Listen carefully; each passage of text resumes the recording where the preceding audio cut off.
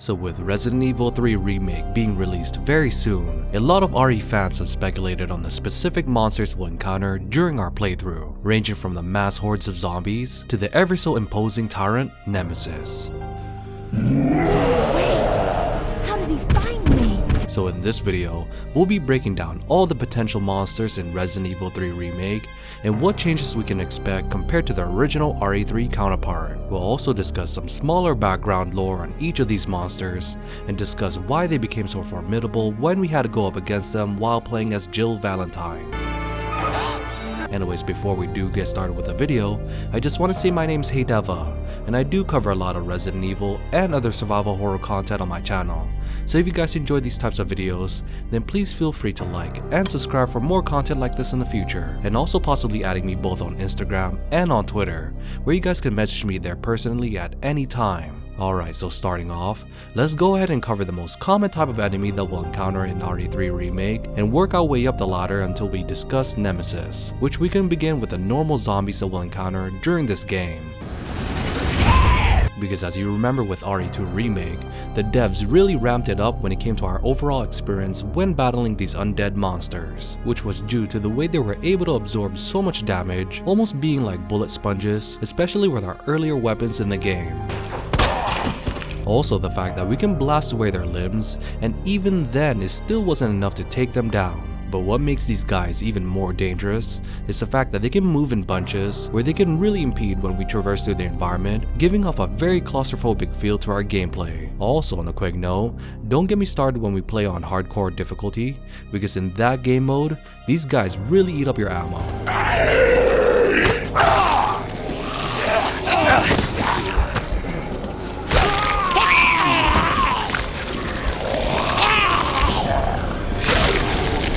Anyways, besides these monsters being that constant factor that we'll have to deal with in RE3 Remake, it seems like we can have a small sigh of relief knowing that we can maneuver around these zombies while playing as Jill Valentine, with one of the dodge mechanics being shown off with a developer trailer that we saw several weeks ago, with Jill being able to do a small dash forward, allowing us to maneuver away when they try to get a hold of our character. Also, this particular mechanic was pointed out by another RE fan that it's the exact same movement that we do when we played as Claire in Resident Evil Revelations 2. What?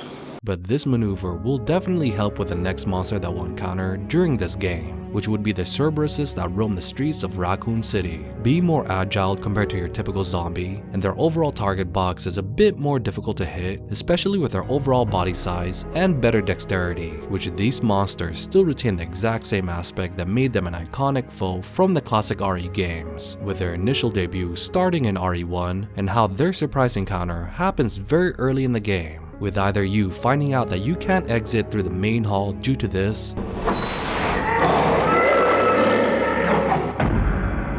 also, their overall background stems from the Umbrella Corporation's attempt to make a low-cost BOW using an improved strain of the T-virus, but this would backfire after these Doberman hounds escaped, being one of the initial monsters that we saw in the original Resident Evil 1, and being the catalyst that causes STAR's Alpha Team members to take shelter inside the Spencer Mansion estate.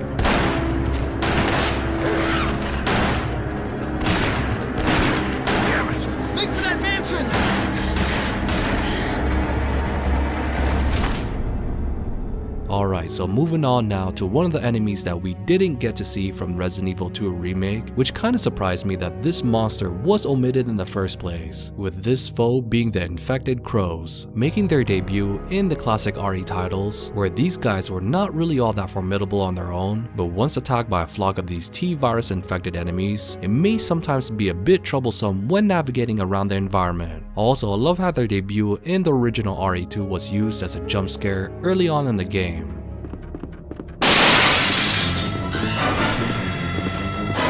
Also, the only real backstory to these monsters is that they ended up eating small animals that were already infected by the T-virus, causing them to be infected as well. But the surprising thing with these monsters is the fact that we don't really get to see any kind of necrosis or impediment to their overall mobility. If anything, the T-virus caused them to be hypervigilant and much more aggressive when attacking their prey. You're right. Anyways, moving on now to the next monster, which again is another one that was omitted in Resident Evil 2 Remake, which was surprising since this is one of the main staple enemies that we've seen in the classic RE games, which these monsters would be the giant spiders, the larger-than-life arachnids that would crawl up the walls and ceilings, waiting for any unfortunate person to make their way towards them.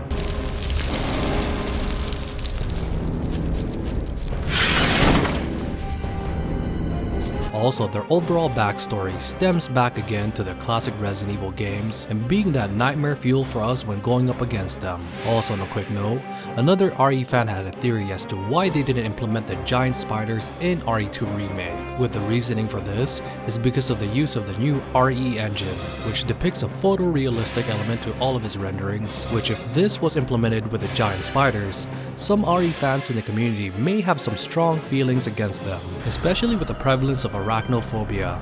You'll pay for what you've done. Which in the end, I thought it was an interesting case as to why they would omit a staple monster from the remake. Anyways, moving on now to one of the more formidable enemies that we'll see for sure in Resident Evil 3 Remake, with them being the experimental BOW that Umbrella created, which is none other than the Hunters, with a reptilian-like enemy who was initially created as a cost-effective BOW by Umbrella, where their overall creation was by merging reptilian DNA with a human embryo, then using the T-virus as a final catalyst to merge both species together. This in turn would create a semi-intelligent monster with devastating killing ability, allowing them to track their prey, with the perfect example to this is with this cutscene.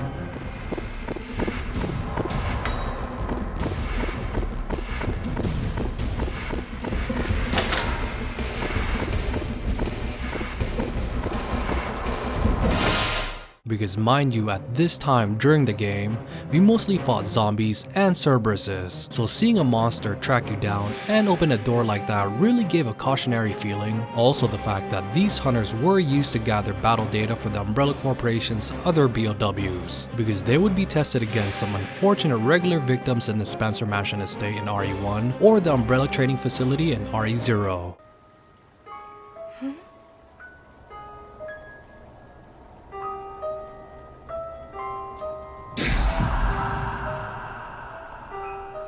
What could have done this? They must have been used as test subjects in Marcus's research. He must have kept messing around with the mother virus.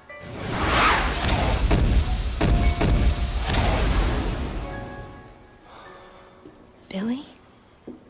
Also, I want to mention that Albert Wesker had this battle data gathering in mind when leading his own STARS Alpha team into the Spencer Mansion, again giving another chance to see how these reptilian BOWs would hold their own against a combat experienced group. If the old conspiracy against Dr. Marcus is revealed, Mr. Spencer's career will be over, not to mention ours too. So, the time has come at last. What are you going to do? I will simply say goodbye to Umbrella. The biological weapon utilizing the T-virus has almost been completed. Our only remaining task is to acquire combat data. You can't be serious. I refuse to abandon my work. I have finished the research on the T-virus, but I need a little more time to complete the more powerful G-virus. Do as you wish. I will follow my initial plan and lure the STARS members into the mansion. Their superior combat training should make them perfect test subjects. So with original RE3, we had a chance to fight a subset version of the Hunters, with their prominent appearances happening after the Clock Tower incident, with a great example was with Carlos Oliveira, and playing as him while fighting against these monsters inside the Raccoon City General Hospital. And later on, Jill would have her fair share of going up against these Hunters as well. Also on a quick note, the Hunter Beta, the one with the red color scheme, was known to be very combat versed and aggressive, but in doing so made them a bit more vulnerable compared to their original counterparts. Also, the Hunter Gamma had their own advantages as well, being able to swim and hunt their prey, and would have an interesting death scene. Anyways, in the end, the Hunters were one of the more pinnacle BOWs that the Umbrella Corporation was able to create, giving us players a lot of tense moments when going up against them. Anyway, since we're talking about the pinnacle of the Umbrella Corporation's BOWs, this would be the perfect segue for us to discuss their Tyrant program, more specifically Nemesis, since he is the main antagonist in RE3 and Resident Evil 3 Remake.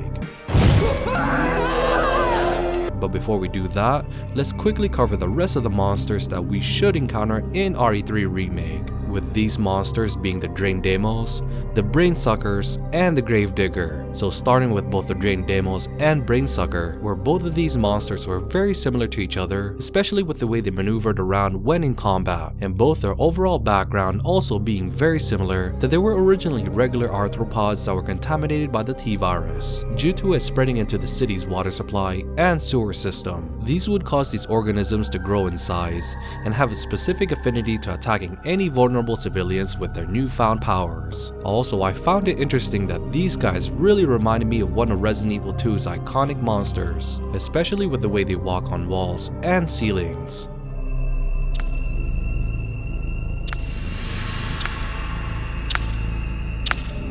Also, these guys are relatively easy to go up against, but if you were unfortunate enough to be downed by one of these creatures, then Jill would suffer another gruesome game-ending cutscene. What? Keep dreaming. Anyways, moving on now to our next monster, who made a couple of appearances during RE3, with this monster being the Gravedigger, where its background stems from a worm being infected by the T-virus, which would allow this creature to increase in body mass and gain some mandibles to attack its prey. And of course, it plays its role of digging around its environment, causing the tunnel and trench-like boss battle arena that we fight this monster in.